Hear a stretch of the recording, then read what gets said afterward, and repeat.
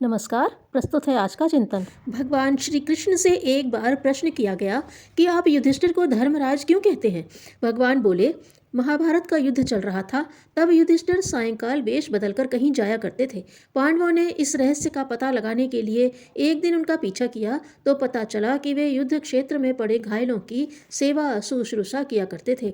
भाइयों ने पूछा कि आप वेश बदलकर यह काम क्यों करते हैं, तो वे बोले, इनमें से कई कौरव पक्ष के हैं, जो यदि मैं प्रकट रूप में होता तो मुझे वे अपना कष्ट न बताते और मैं सच्ची सेवा के अधिकार से वंचित रह जाता। यह घटना सुनाने के बाद श्री कृष्ण बोले, धर्म और परमार्थ अन्योन्याश्रित हैं, इसी से युधिष्ठिर धर्मराज कहलाते हैं। सद्भाव जिनके अंदर कूट कूट कर भरा हो, उनसे सेवा धर्म निभाए बिना रहा ही नहीं जाता।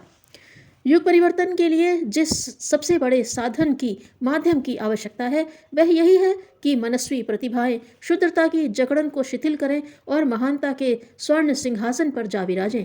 जो दूसरों से कराया जाना अपेक्षित है, उसे स्वयं कर दिखाने के लिए साहस जुटाएं और विशिष्टता की कसौटी पर अपने आप को खरा सिद्ध कर दिखाएं।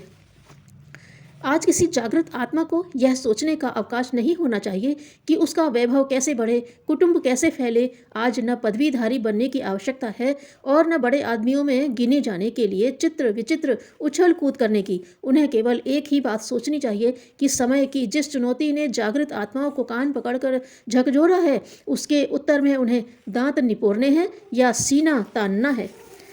जो भी विभूतियां अपने पास हैं, उन्हें यदि अपने चहुं ओर बिखेर दिया जाए, समाज परिकर को उनका लाभ लेने दिया जाए, तो उनकी उपयोगिता भी है एवं उस व्यक्ति के जीवन की सार्थकता भी। प्रतिभा को न तो जंग लगनी चाहिए और न वह संकीर्ण परिधि में बंधी रहनी चाहिए। एक बार 5 असमर्थ और अपंग लोग कहने लगे, यदि भगवान ने हमें समर्थ बनाया होता तो हम बड़ा परमार्थ करते। अंधे ने कहा, यदि मेरी आंखें होती तो जहाँ कहीं अनुपयुक्त देखता वहीं उसे सुधारने में लग जाता। लंगड़े ने कहा, पैर होते तो मैं दौड़ दौड़ कर भलाई के काम करता। निर्बल ने कहा, बल होता तो मैं अत्याचारियों को मजा चखा देता। निर्धन ने कहा, धनी होता तो दीन दुखियों के लिए सब कुछ लुटा देता। मूर्ख ने कहा, विद्वान होता तो संसार में ज्ञान की गंगा बहा देता। वरुण देव ने उनकी बातें सुनी और आशीर्वाद दे दिया। परिस्थिति बदलते ही उनके विचार भी बदल गए। अंधा सुंदर वस्तुएं देखने में लगा रहता और इतने दिन की अतृप्ति बुझाता। लंगड़ा सैर सपाटे के लिए निकल पड़ा। धनी ठाट बाट जमा करने में लगा रहा। बलवानों ने दूसरों को आतंकित करना शुरू कर दिया। विद्वान ने अपनी चतुरता के बल पर जमाने को उल्लू बना दिया। बहुत दिन बाद वरुण देव उधर से लौटे और उन असमर्थों की प्रतिज्ञा निभी या नहीं यह देखने के लिए रुक गए। पता लगाया तो वे पांचों अपने अपने स्वार्थ सिद्ध करने में लगे हुए थे। वरुण देव ने रुष्ट होकर अपने दिए हुए वरदान वापस ले लिए। वे फिर से जैसे के तैसे हो गए। उन्हें अपनी प्रतिज्ञाएं याद आई और वे पछताने लगे।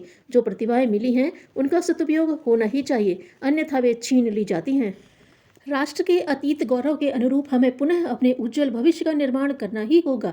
प्रबुद्ध आत्माओं के सामने यह चुनौती प्रस्तुत हुई है कि वे अपनी तुच्छ तृष्णाओं तक सीमाबद्ध संकीर्ण जीवन बिता देने की अपेक्षा किसी तरह संतोष से गुजारा चलाते हुए अपनी बढ़ती शक्तियों का उपयोग युग की विषम समस्याओं को सुलझाने के लिए करने को तत्पर हों।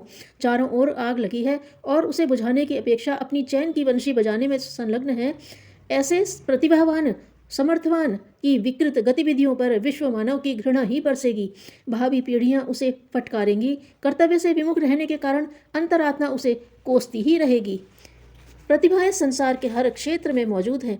धनाध्यक्षों, शासनाध्यक्षों, कलाकारों, व्यवसायियों, वैज्ञानिकों और मनीषियों के रूप में अपने अपने ढंग से उन्हें काम करते हुए देखा जा सकता है। उनकी प्रखरता और प्रचंडता से जो कुछ भी भला बुरा बन पड़ा है, उसे आश्चर्यजनक सफलता के साथ संपन्न किया गया है। इन वर्गों को युग चेतना अब अछूता नहीं छोड़ेगी, उन्हें झकझोरेगी और समय के अनुरूप बदलने के लिए बाध्य करेगी। अब तक वे भले ही स्वार्थ, पतन और प्रमाद को प्रोत्साहित करते रहे हों, पर आगे उन्हें अपनी दक्षता को मोड़ना मरोड़ना और सृजन प्रयोजन के लिए नियोजित करना ही होगा। आज का बहुमुखी विनाश और कुछ नहीं, प्रतिभाओं के हाथ में पहुंची हुई शक्ति का दुरुपयोग मात्र है। उसी ने तत्व दर्शन पर प्रत्यक्षवाद की आड़ लेकर आक्रमण किया है और नियामक शक्ति की कर्मफल व्यवस्था पर से विश्वास उठा दिया है। मन स्थिति परिस्थितियों की जन्मदात्री है। विचार कार्य का रूप धारण करता है। आकांक्षा अग्रगामी योजना बनाती और साहस व पुरुषार्थ में जुट पड़ती है। इन दिनों यह प्रयोग ध्वंस के लिए हो रहा है। तात्कालिक लाभ को ही सर्वोपरि मानने की यह परिणति है। इसे प्रतिभाओं का भटकाव कहा जा सकता है। यदि प्रतिभाओं को सही दिशा दी जा सके, उनकी शक्ति को सुनियोजित किया जा सके, तो पुनः सतयुगी परिस्थितियां अवतरित कर पाना संभव है। यह सुनियोजन यदि सुनिश्चित हो सके तो उज्ज्वल संभावनाएं अगले दिनों ही देखी जा सकेंगी। धन्यवाद।